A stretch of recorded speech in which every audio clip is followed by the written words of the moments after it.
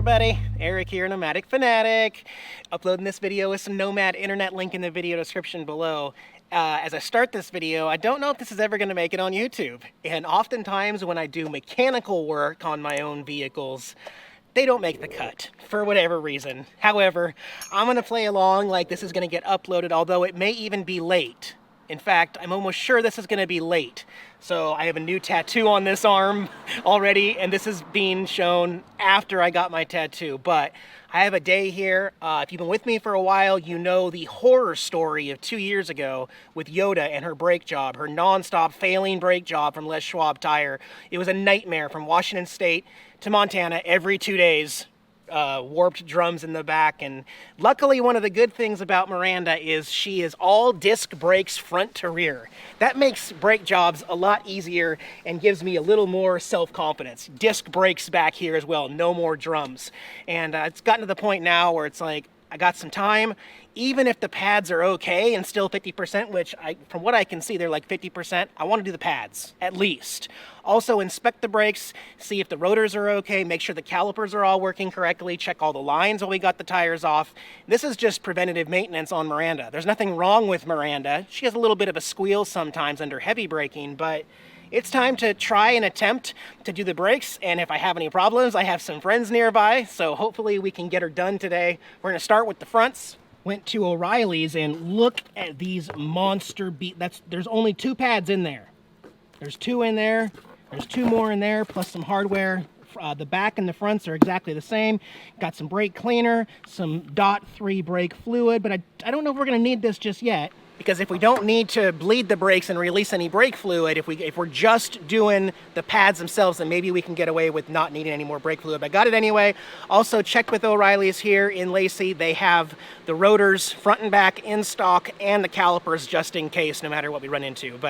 So in case you have these exact simulators, you're going to want to take off 2 of these. They'll have them at 3 o'clock and 6 o'clock.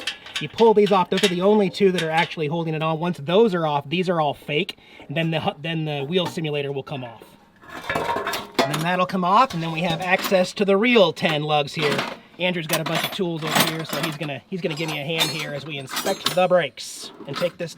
We're gonna loosen all these first, and then I'll jack the RV up. All right, got all the lugs broke there while the tires are still on the ground on that side, and they're all loosened over here on the other side.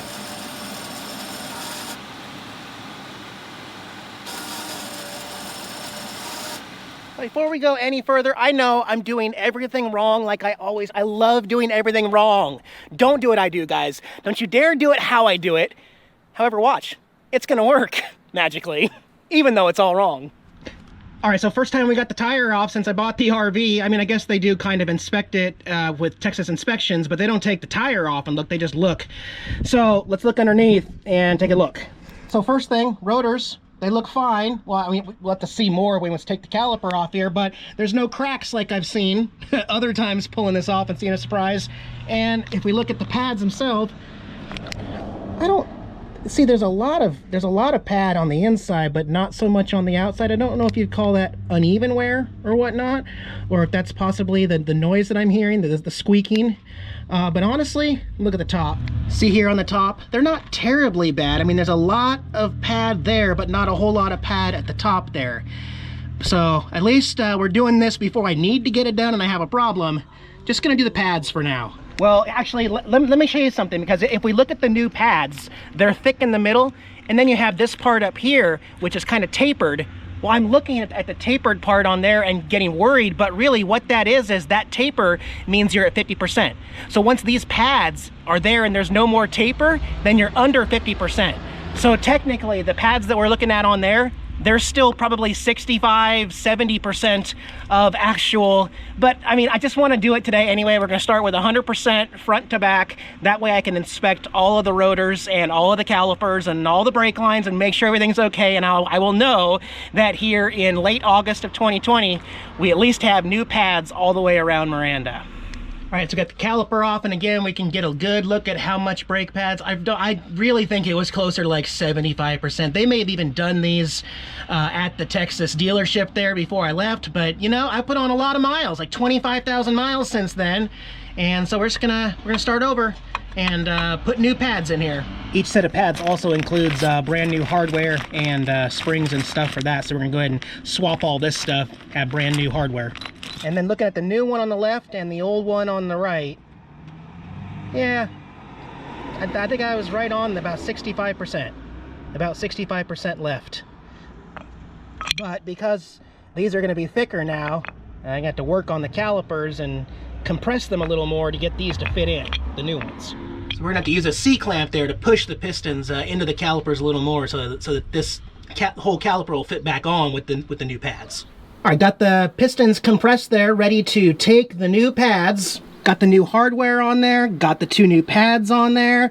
Gonna throw this guy back together and see how she fits. All right, now got the caliper and pads just kind of placed on the rotor there so we can test fit it, just to see how it looks, how it fits, it works. Didn't have to lose any brake fluid or open anything up.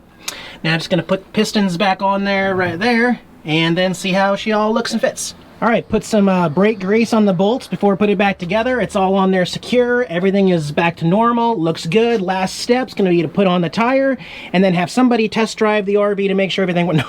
That's just one down.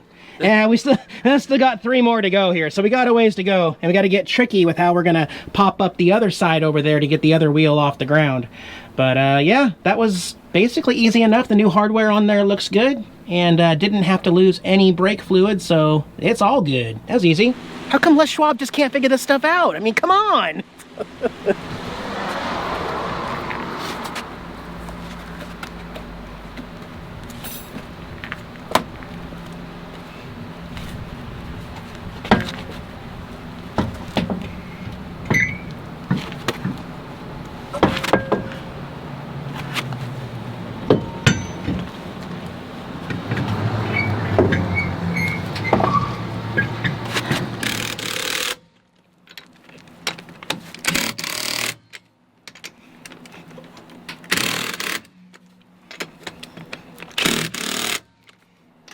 And then once we get the wheel dropped, I'll tighten them all up with the hand crank to the right specs.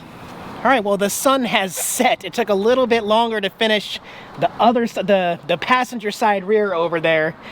And honestly, it was a lot easier to do the passenger front than it was. It's just the first time doing it, you know, takes some getting used to. But now I've seen and helped and learned how to do it myself, so I feel good about that. I know exactly the condition of my rotors and how my calipers are working correctly. And I know when the last time the pads are replaced, and I'll probably do that every 25,000 miles, probably, you know, I mean, it felt good to be a part of it. I always throw all my mechanical stuff to somebody else, and I'm starting and trying to learn to be a little more proactive and do it myself, but, you know, I don't know everything, and I have to admit that sometimes, so I appreciate Andrew's help. Again, if you're a professional ASC mechanic, come on, guys. If you want to give me some advice, great, but you don't need to criticize me and tell me everything I did wrong every single time. Nobody's going to give you a cookie. Look, do you see any cookies? I have no cookies. I don't even travel with cookies. So, okay, you got big, strong muscles and you're cooler than me. I get it. I don't get it, actually. Throughout this whole day, I still have not decided if I'm even going to air this video. I don't know. It worked. It worked really, really well. So I don't know. Let me think about it. And if you're seeing this, I appreciate you watching the video. Maybe it gives you more confidence to do your own brakes on your RV or vehicle. And yeah, we'll see what's next. Gotta hit the road soon though, so there's that. Okay, from Jackson and I, we'll see you next time. Bye guys.